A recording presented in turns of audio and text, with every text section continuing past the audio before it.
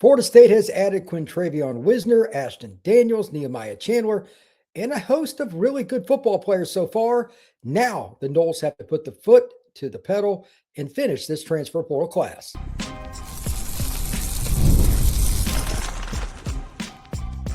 You are Locked On Seminoles, your daily podcast on the Florida State Seminoles.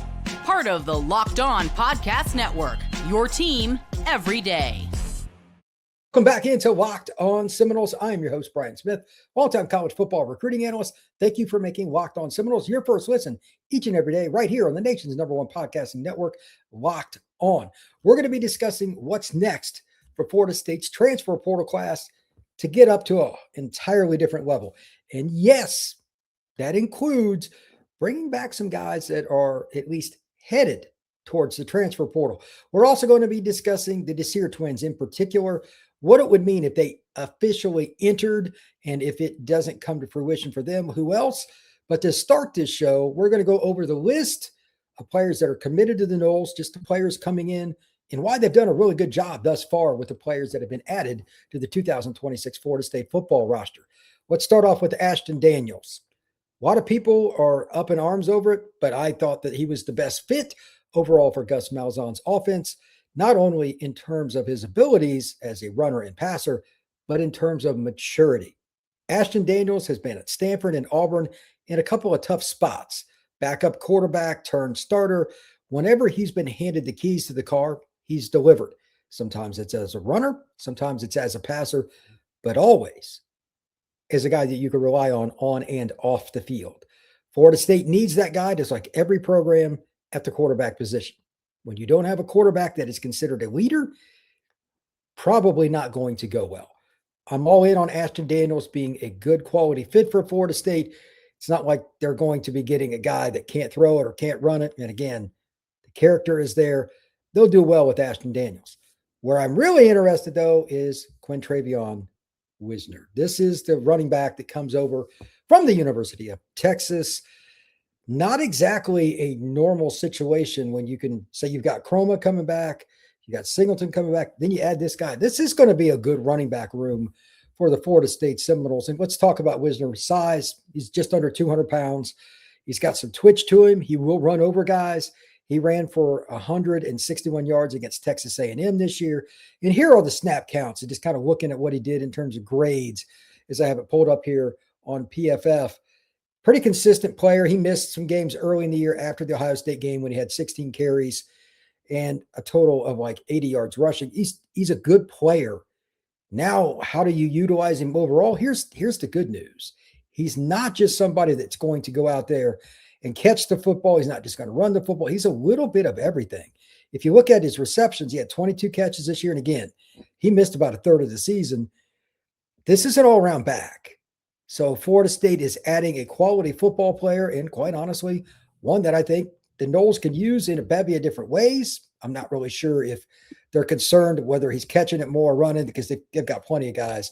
Florida State's running back room is good, but this is meaning right here that you're trying. You're not just going in there, we'll just take a running back here or there. They got the kid that was at Texas and ran over the Aggies. That's a pretty good run defense. I think this is going to be a big deal because as running backs get beat up, Florida State can throw players at you in waves. But just to be clear, not like last year where the guy would get one series and they'd rotate out. I think this is a player that can do really whatever he wants, be the starter, be the backup, and he's going to be efficient. And Florida State won't have to change their offense, no matter if it's tempo or anything else, because he was with Steve Sarkisian. He's seen just about everything playing in the SEC. Now, Florida State has made another addition that's probably not going to gain, at least in my opinion, the respect that it deserves. We're going to be talking about that here over the next couple of weeks, a couple more times, I think.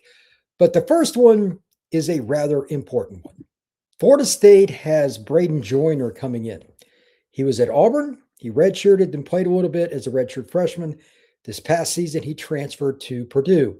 Now, Purdue, by no stretch of the imagination, was great, but they were a little bit improved, and he's a center.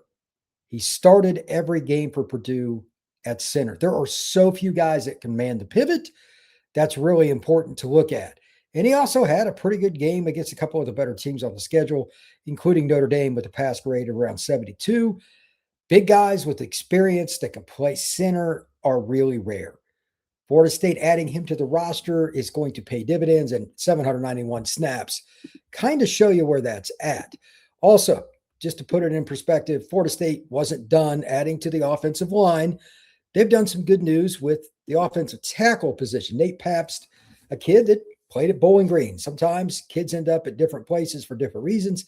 So he's going to go from the MAC down to the ACC, 6'5", 315. He's not dominant, but that's a pretty good player. Most likely, I would say a right tackle. So they've already got 2 offensive linemen. That's a really good sign. On top of that, Desir Riyals. This is a kid that I think, to the best of his ability, will be Florida State's jack of all trades tight end. There aren't a lot of guys that can play fullback, H-back, be an inline tight end, or move out wide / the slot, wherever it may be, and you're able to run tempo. Riyals can absolutely be that guy. If you take a look here at what's going on with Riyals, you can see the snaps. This is Pro Football Focus. And if you look at that first line, it says backfield. That means a guy that's fullback, H-back, running back, whatever it may be. Game 1, 10 snaps. Game 2, 4 snaps. Game 3, 10 snaps. Game 4, 1. Game 5, 11. They moved him around depending on circumstance and situation, the opponent, and they utilized him in the backfield similar, at least similar, to the way Randy Pittman was used at Florida State. That's a good sign. So overall, he had 140 snaps in the backfield. That's important. And he also had 211 snaps as inline, meaning like attached tight end. And then in the slot, he had 215. So he's really, really balanced. Florida State, for them to run their offense the way they want to, they've got to run tempo. Well, your H-back / tight end has to be able to move around, because even if you go fast, you might change the formation on the next play. If that player is not capable of it, then there is no, not just warp speed, but any form of hurry up. You're rotating guys in and out, and then the other team can substitute. This is an important factor for Florida State, and I'm a big proponent of getting Riyals in the lineup. We're also looking at Florida State from a perspective of, okay, what are they adding on the defensive side of the ball? Is there anybody in particular that can help them? Absolutely. We've talked about him a little bit, and we'll do an overall defensive show a little bit later on. But Nehemiah Chandler comes over from South Alabama. 6'2" corners don't grow on trees. He's got the athleticism needed to play boundary, or if he wants, he could play to the field. But they have options. And having length, having somebody that has a little bit of experience and a little bit of productivity come into your program, that's a bonus.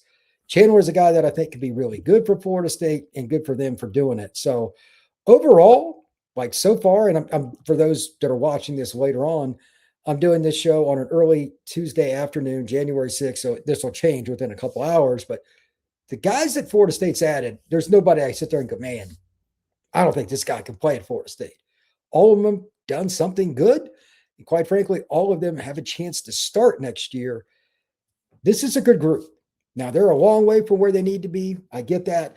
And when we come back, I just want to discuss a little bit about the Desir twins and trying to get guys to come back. That's next here on Locked On Seminoles. Today's show is brought to you by Rocket Money. Let's be real. Managing your finances can feel overwhelming. Between subscriptions you forgot about, bills that keep growing up, and trying to figure out where all your money actually goes each month, it's easy to feel like you're losing control. And who has time to track every single transaction or hunt down all those hidden fees?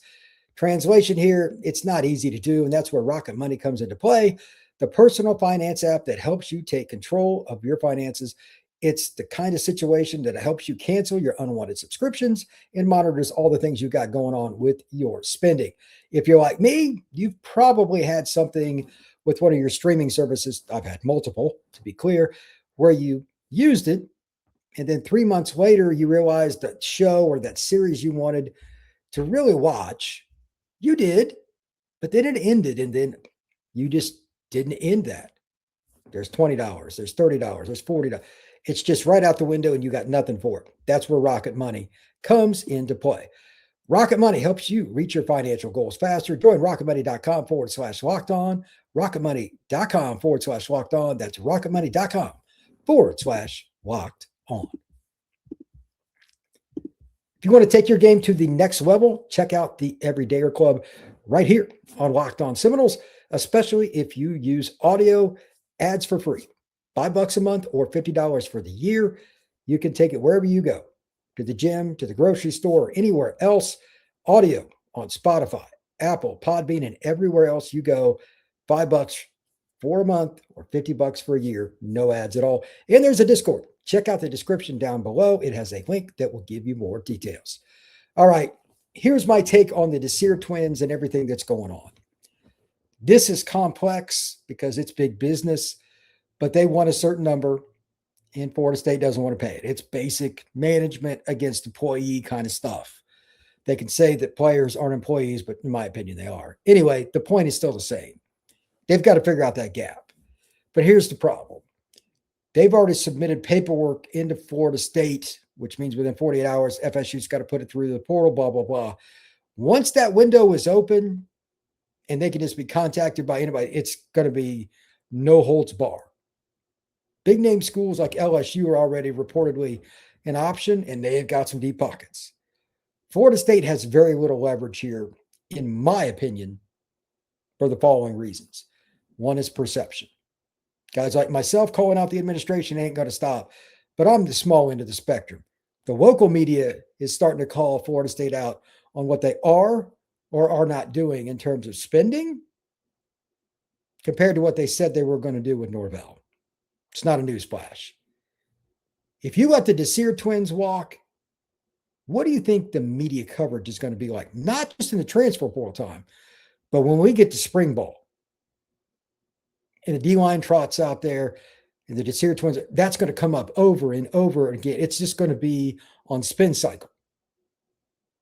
Florida State's in a tough spot here, and I have no idea what the numbers are. No clue at all. But if they do not pay up and the Desir twins walk, especially if they end up at a school that's competing against FSU in the recruiting trail, maybe somebody they play, yeah, that will not go well. Like if they ended up at Miami or Clemson or NC State, Georgia Tech, anything else like that, that would be really disastrous. Who knows? But they got to figure that out. But right now, this is not about them not wanting to be at Florida State. It's marketing for themselves. It's getting the best NIL deal. And this is an open market. You can transfer anytime. So they have the leverage. Will Florida State figure it out? That's kind of a microcosm of what I want to finish today's show on. Before, just a note for those of you listening now, going to do a live show at 9:00 tonight to do a broader spectrum of this. But what's next for those of you watching on YouTube? I've got that on the sidebar here. What's next for the Noles? It's figuring these kinds of situations out. They cannot continue to allow guys like the Desir twins did right before I did this pod, Earl Little entering the portal. Some of these guys may come back because they can't get what they think, but they have to win some of these battles from a perception standpoint, even over the checkbook, because a lot of the people that donate stuff out of their checkbook are going to get tired of seeing Florida State lose players, while schools they don't like, the rivals for FSU, gain them. Florida State, again, not a whole lot of leverage here because perception right now of Florida State is bad, and I'm being kind, and they have to fix it. Even if, yes, I'm about to say it, that means overspending and being in the red. Sorry, it just is what it is. You were 5-7 after 2-10. Perception is not good. Fans do not believe in the administration, nor Mike Norvell. I'm not sure which one actually is ranked lower in that. They got to figure this out. The players are going to benefit one way or the other, whether the paycheck is coming from the Noles, or maybe it's LSU, maybe it's Miami, maybe it's Oregon, somewhere else. But you can't keep losing players right and left, especially on defense. Like this is grotesque. Florida State's defense next year could be a sieve. They're either going to spend on some of the guys that are already on the roster, or they're going to spend on somebody else anyway that doesn't know the system. So I'm curious to see what's next for Florida State as well. I'm not going to project, but they're going to have to negotiate their way through some tough spots here because Florida State loses all the guys that are intending to hit the portal, Amari, Desir twins, Earl Little, et cetera, et cetera, et cetera. Do we really think Florida State's defense is going to do anything else other than regress? I don't. We'll see what happens. But again, tonight, 9:00 Eastern, another live show. We'll discuss Florida State further. Thank you very much for checking us out. We will talk to you again very soon.